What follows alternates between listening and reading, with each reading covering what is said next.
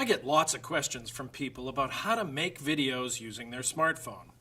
So I created a course full of tips and tricks to help you make great looking videos for the least expense. Now I've divided the course into 4 separate modules, and I'll cover everything you need to know about camera apps, lighting, sound, and even the magic of editing, all to help you improve your mobile filmmaking.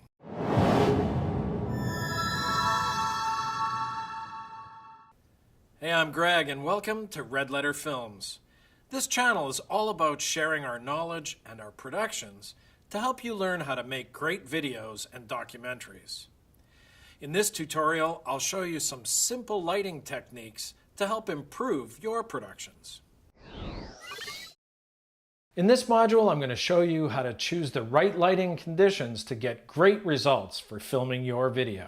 Location and light are the most critical considerations when designing the look of your video. After all, without light, video is simply radio. Let's start with color temperature. Right off the bat, I'm going to bore you with some nerdy details about the color of light and how your camera will perceive it. Light comes in many colors, believe it or not, and they're defined by color temperature in degrees on a scale called Kelvin. Color temperatures below 5,000 degrees Kelvin are called warm colors and emit a yellowish white through red light. And they typically come from incandescent bulbs like the ones in your household lighting fixtures.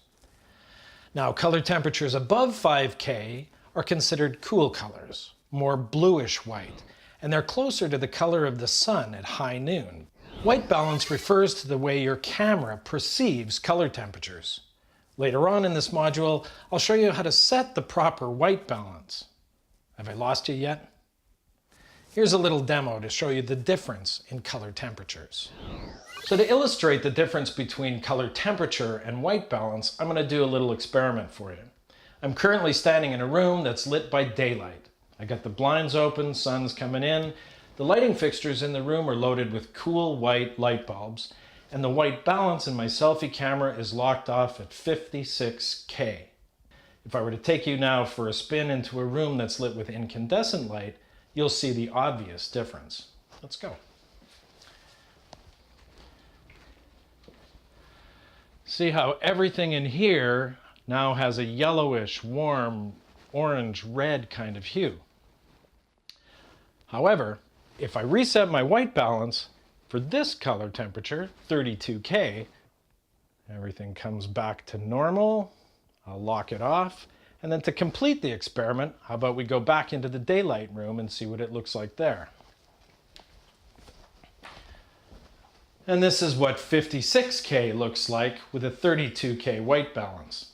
That completes our experiment, and I hope now you know what to do if you ever get the blues. Or the reds. Or the oranges. Next to your on-camera presentation, the lighting and the background have the biggest influence on how your viewers will perceive you and your message. So choosing the right location that's well lit with a background that you like is very important. But selecting a place that has a good compromise between light and background can be a big challenge. Now, I've chosen my living room as an example because, well, you probably have a living room too. But it could be a kitchen or an office or your friend's film studio. Here I've placed myself in front of my patio doors that has enough natural light to light myself and the background. The problem is the light is constantly changing as the sun moves across the sky. Artificial light. Now this is the most consistent type of light, and it gives you full control over your set. You can place yourself in front of a suitable location and use simple household fixtures to light yourself and the background. For this example, I've used 2 floor lamps placed at 45-degree angles in front of me to light my face, and then I've positioned 2 inexpensive work lights bounced off the ceiling to light the background. All the fixtures have cool temperature daylight bulbs for consistency, and I've set the white balance accordingly. If it's not bright enough, you simply replace your bulbs with a higher wattage. Or add a whole bunch more lights. When you've chosen your set and lighting, the next step is to fine-tune your smartphone camera. If you're using Filmic Pro, you'll need to adjust the white balance, exposure, and focus in the settings. Let's start with the white balance. Most cameras, when they're set in auto mode, will take an average of all of the different color temperatures in the room. As I move my hands in front of the frame, you can see that the colors of the wall and the background and my face are changing. As I get closer and farther away, the exposure is also changing. That doesn't make for a very professional looking video. So you want to lock all of those down. In Filmic Pro, you can do that by selecting each button in the bottom left of the screen.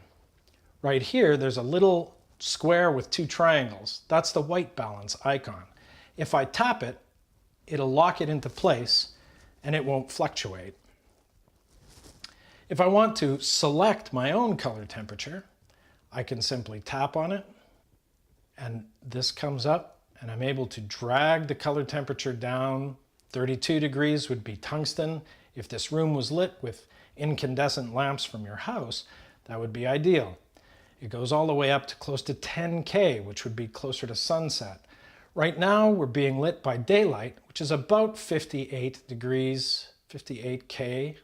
So I'll leave it at about there, and I'll lock it into place. Next is exposure. You want to prevent the exposure from fluctuating as you speak with your hands or the daylight changes.